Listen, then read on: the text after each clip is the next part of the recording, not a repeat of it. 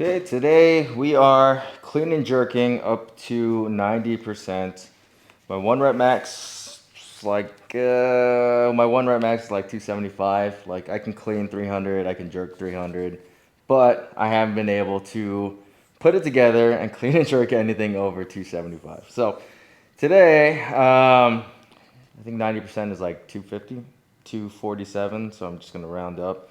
I'll probably do like 245, or two reps at 245 and then one rep at 250. Maybe I'll do 2 reps at 250. Kind of just depends on how I feel. And I feel generally, I feel okay. Like I've been on a pretty good streak of feeling good in my training days, which is great. Like I don't want it to stop, but I know at some point, this train of feeling good is gonna come to a screeching halt, which hopefully that's later than sooner. I didn't really know what shoes I wanted to wear today. I haven't cleaned in the Metcons yet. I jerked the other day. Then the drop sets I already did clean and jerks in them, and I know I like them. Then I have the whole backlog of stuff that I just need to review. So Metcons it is.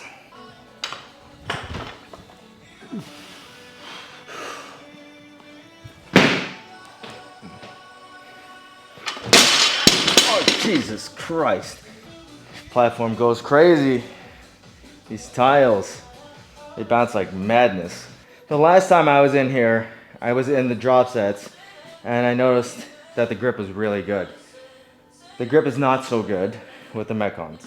And that's that 4-foot grip that I've been talking about in my videos. The 4-foot grip is not that hot in these shoes. But if you get like your full foot on the ground, it's not that big a deal. Kind of just goes away.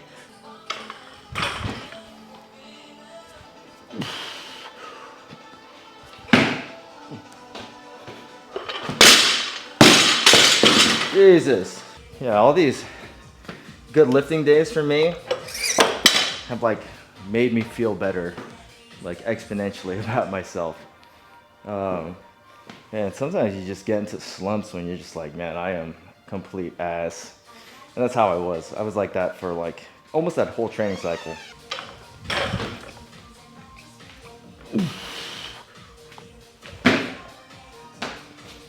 I remember looking at my percentages, like during this whole cycle, and I was like, man, I don't know if I could hit that. But just knowing that, my numbers are pretty much where they always have been, made me feel a ton more confidence. So today I'm gonna hit all my percentages.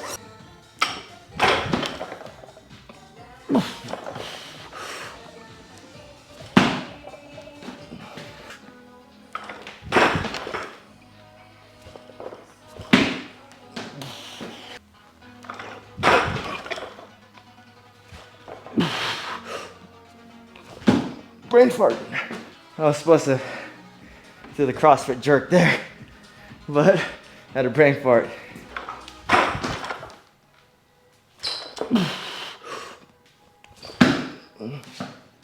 Going from the 9s to the 8s pretty rapidly. I don't think it's gonna make you miss a lift. But you definitely notice some things. First off, the width in the toe box. The 8s are not narrow for me. They fit me just fine. I do like the extra width in the 9. It's like comfortable. I don't know. Something about the way that the 8 fits me. It just like maybe might fit me a little bit better. I don't have wide feet. Probably normal feet if anything. The grip under the balls of your feet is probably better on the Metcon 8.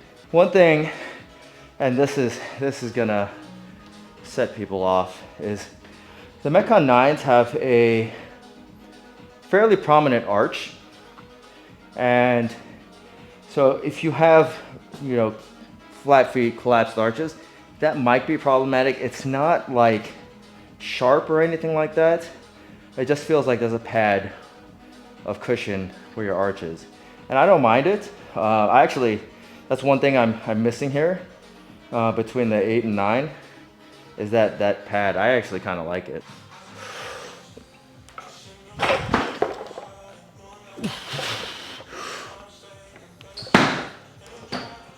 the increased ground contact with the Metcon 9 is noticeable. Like in the forefoot, you push down and it feels like you just got a lot more under your foot, versus the Metcon 8, which is a little bit more streamlined. Once again, I want to reiterate, isn't narrow for me. I don't think the Metcon 8s are like narrow, but for some people I think they could be, which is why last year I said, you know, if you had wider feet, you might as well just stick with your 7s, because they had that more anatomically shaped toe box versus kind of the point of the Metcon 8s.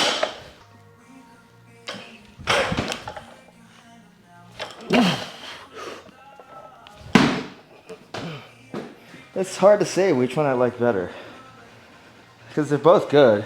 They're both stable. Like, let's be real. No one needs to upgrade their shoes every year. Like, the way that they make CrossFit shoes, generally indestructible. And I really haven't seen many durability issues on the Metcon 8. It's probably the least that I've seen on any shoe in recent history. The major fault point on the 7 and 8, 7 had a lot, but the 8, and where the outsole is that the rubber at the heel would just wear through. And then it's very thin rubber. At that point, it's like, what do you do? Gotta get new shoes. 9's still gonna have that problem because that rubber back there, it's pretty thin.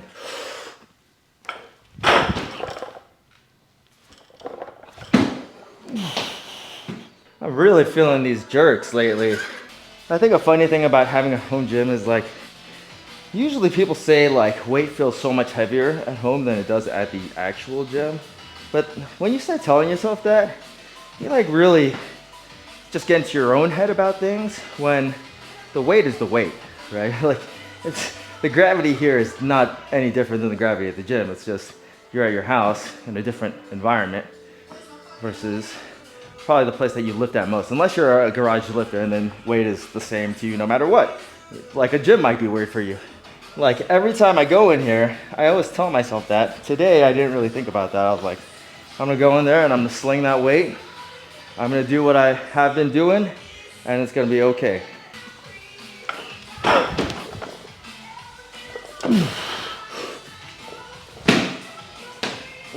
And we're still here. So there you go. There's my pep talk today.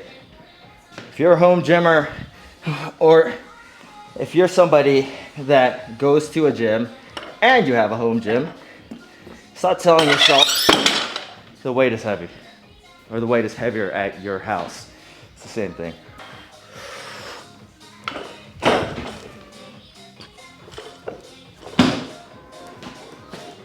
That felt okay. A little short on both the clean and the jerk. Yeah, the 8s definitely have a flatter feel to them because the lack of the arch there. That's got to be, you know, that's the biggest difference that I'm noticing. I mean the width a little bit, but that is like going between both of the shoes. The 8s feel lower because of that.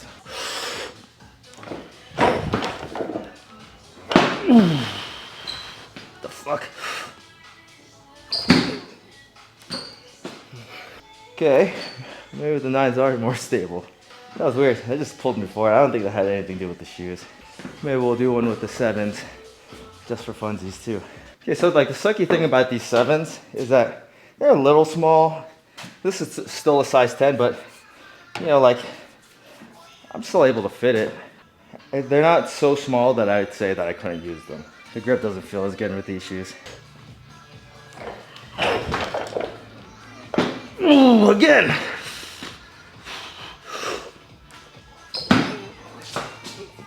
It's like not good. I don't know why. Maybe they've just been out of their box for too long, but I'm like slip sliding.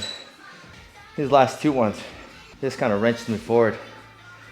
And I don't know if it's the shoes really. They just kind of like bent me forward. And the jerks were fine. Second jerk was a little sloppy because I like sliding all around, but the jerks felt okay. So I think the most that I felt like I was giving up going to the older models is actually stability. I think the newer ones, just that much more stable. It's easier to kind of get control of the ground. Yeah, I'll do one more for shits and giggles with the Metcon 9's because I haven't done one at 250. Plus I can't finish off with like those ugly ass lifts. Yeah, it's this forefoot. This forefoot is just more stable. It's that little outrigger on the inside medial side. You can definitely feel that going between all the shoes. Like whereas the 8 feels kind of narrow in the toe box. And I mean, granted they're a size small, but you don't have that same kind of like forefoot contact that you do when you put on the Metcon 9's, which I really like. I'm a big proponent of forefoot grip and stability because I feel like everybody, like in CrossFit, the most overused cue is heels. It's not really an effective cue. For some things it works, but like if you tell someone to get on your heels the whole time, like you can't squat like that. Like bring your heels down maybe if their heels are coming up, but like if you tell someone heels all the time and all they want to do is sit back on their heels for every single thing, you're like, that's not the right cue. I mean, for example, like you're cleaning, right? When you set up, do you tell them to get on their heels? No. Like that would be the wrong cue. And then that's the problem with, you know, people that want to do that like hitch thing where they like bring they set all their weight back and then they clean or they snatch and they stand all the way up, stripper butt, and then they do this like hitch to get the bar up because they have no jump, they have no quad activation. Yeah. That's just, I mean, I don't think that's just, you know, my perspective. I'm pretty sure a lot of people share that same perspective. All right, let's do this.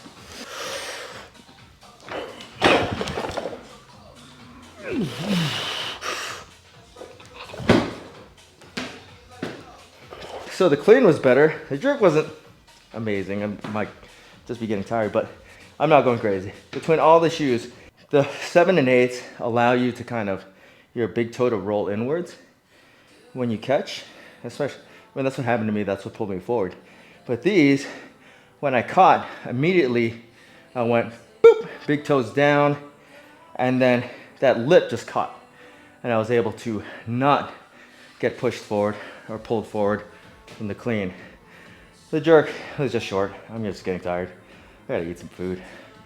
But yeah, that is my first full clean and jerk session with the Metcon 9's. And yeah, I'm becoming a huge believer in these shoes. They're actually really good. All the things that I was worried about with them turned out to be pretty much nothing. The forefoot grip is probably the only thing that I really kind of am annoyed about. And they're actually pretty comfortable, besides the fact that they're a little bit hot. So I gotta get to the gym. At the gym, I'll do the Metcon. We'll see how these fare for those. Today's workout is 5 rounds, 9 toes to bar, 9 lateral box jump overs, 9 kettlebell swings, and then a 1-minute rest. And then you're gonna add 2 reps per round. So round 2, 11, round 3, 13, round 4, 15, and you're gonna end with 17. So yeah, it should be a quick workout. I'm not really gonna warm up that much. I'm just gonna kind of get going, feel it out from there.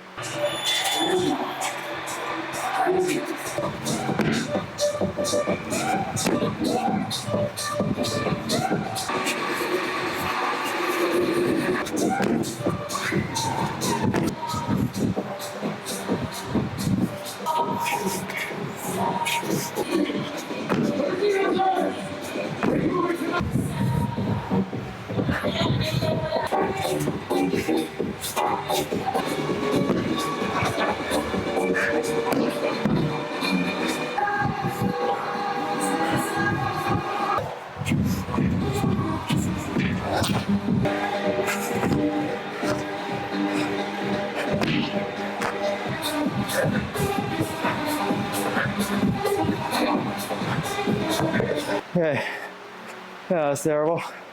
It's terrible because, you know, you can't stop. The reps being as short as they are, almost everything you're holding on to. The hard part is just going and telling yourself to not stop. So I used 2 rounds Metcon, 2 rounds Adidas, and then 1 round Vivo. And for the box jumps, for sure, the drop set were the best. Felt light, real responsive, getting up, getting down off the box, no problem. Grip on top of the box was really good. There was one time I took the box with me and I almost fell.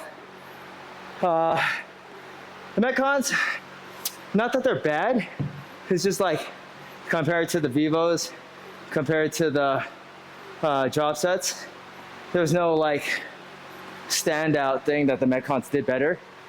And maybe that's a good thing. With the Vivos, obviously the kettlebell swings are the easiest. Heels on the ground, instant feedback. Wasn't terrible for the box jumps. Still plenty flexible.